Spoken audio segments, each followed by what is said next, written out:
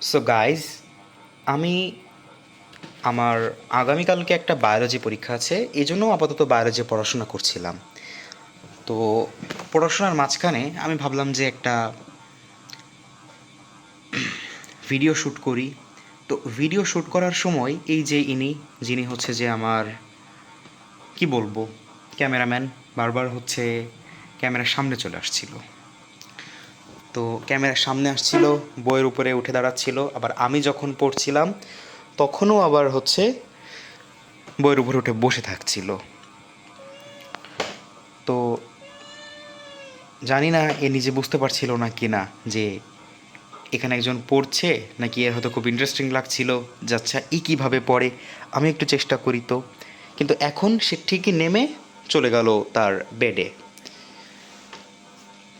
অবশ্য আজকেও একটু বেশি খুশি, এর কারণ ওর জন্য আমি আজকে একটা নতুন লিটারে নিয়ে এসেছি।